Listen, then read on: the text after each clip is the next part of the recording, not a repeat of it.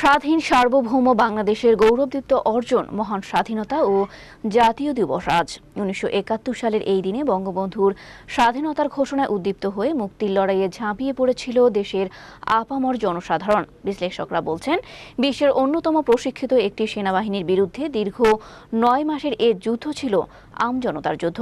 তবে বাংলাদেশে দীর্ঘ ৪.৫ দশকের পথ চলায় যেসব প্রত্যাশা ছিল তার অনেক ক্ষেত্রেই মিশ্র স্থিতিপত্র তৈরি হয়েছে বলেও জানান বিশ্লেষকরা। এম এ কাহার ও হেলাল উদ্দিনের ক্যামেরায় সোহাগ শাকিলের রিপোর্ট। স্বাধীনতা দিবস বাংলাদেশের মানুষের কাছে মুক্তির প্রতিজ্ঞায় উদ্দীপ্ত হওয়ার ইতিহাস। এ দিনটি প্রেরণায় উজ্জীবিত হওয়ার নতুন বার্তা নিয়ে আসে আমাদের মাঝে। বিশেষজ্ঞরা বলছেন, পাক হানাদার বাহিনী যখন নিরস্ত্র বাঙালির বিরুদ্ধে অঘোষিত যুদ্ধ শুরু করে, তখন ২৬ মার্চের প্রথম প্রহরে বঙ্গবন্ধু শেখ মুজিবুর রহমান বাংলাদেশের স্বাধীনতার ঘোষণা দেন। শুরু হয় মুক্তিযুদ্ধ। বঙ্গবন্ধু কিন্তু পর্যায়ক্রমিকভাবে রাজনৈতিক কৌশলের মধ্য দিয়ে বাঙালিকে প্রস্তুত করেছিলেন চূড়ান্ত সংগ্রামের লক্ষ্যে। ২৬শে মার্চের প্রথম প্রহরে গ্রেফতার হওয়ার আগে বঙ্গবন্ধু সেখানে তিনি বলে দিলেন যে সম্ভবত এটাই আমার শেষ বার্তা, এবং তারপরের বাক্য ছিল আজ থেকে বাংলাদেশ স্বাধীন। আমরা ২৬শে মার্চ থেকে সেই জন্যই স্বাধীন আর কি। ২৬শে মার্চ স্বাধীনতা দিবস এই কারণে যে সেদিন বঙ্গবন্ধু আনুষ্ঠানিকভাবে স্বাধীনতার ঘোষণা দিলেন, এবং এই স্বাধীনতা ঘোষণার সাথে সাথে পাকিস্তান বাহিনী সারা সেই সময়ের বাংলাদেশে সর্বত্র বর্বরচিত আক্রমণ পরিচালনা শুরু করে দিল এবং মুক্তিযুদ্ধ সংগঠিত হলো। তৎকালীন বিশ্বের অন্যতম শক্তিধর একটি সেনাবাহিনীর সাথে এই যুদ্ধটি ছিল আপামর জনসাধারণের একটি অসম যুদ্ধ।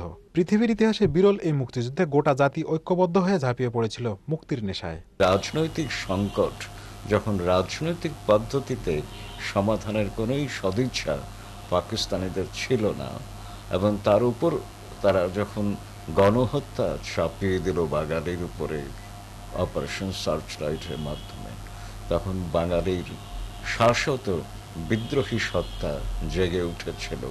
তাই আমাদের মুক্তিযুদ্ধ শুরু হয়েছিল, এবং এই যুদ্ধটি ছিল জনযুদ্ধ, আম জনতার যুদ্ধ।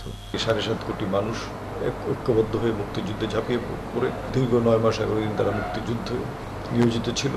আমাদের মুক্তিযুদ্ধের শেষ পর্যায়ে এসে ভারতের সেনাবাহিনী, ভারতের সশস্ত্র বাহিনীর সদস্য তারা মিত্রবাহিনী হিসেবে আমাদের সাথে যোগ দেয়, এবং মুক্তিবাহিনী মিত্রবাহিনী সম্মিলিতভাবে এই দেশের বিজয় ছিনিয়ে আনে।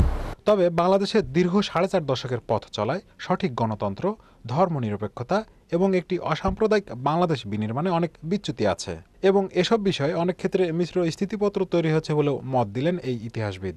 আজকে ৪৫ বছর পর যদি পেছন ফিরে তাকাই, তাহলে আমাদের যে স্থিতিপত্রটি তৈরি হয় সেখানে মিশ্র উপাদান রয়ে গেছে বলে আমার কাছে মনে হয়। যেমন ধরা যাক গণতন্ত্র, তো আজও সঠিকভাবে মুক্তি পাইনি। আমরা গণতন্ত্রের পথে চলেছি, কিন্তু গণতান্ত্রিক হয়ে উঠতে পারিনি। আমরা একটা অসাম্প্রদায়িক বাংলাদেশ চেয়েছিলাম আর কি, সেখানেও অনেক ব্যত্যয় বিচ্যুতি ঘটে গেছে। তারপরে সমাজতন্ত্র তো এখনো একটা বায়বীয় ব্যাপার হয়ে গেছে। তো সেই আদর্শ রাষ্ট্রের পথে আমাদের পথ পরিক্রমায় কতদূর গন্তব্যের পথে এগিয়েছে তা নিয়ে প্রশ্ন থেকে গেছে। সব মিলিয়ে আমাদের একটা মিশ্র স্থিতিপত্র তৈরি হয়। সোহাগ শাকিল, বিজয় টিভি, ঢাকা।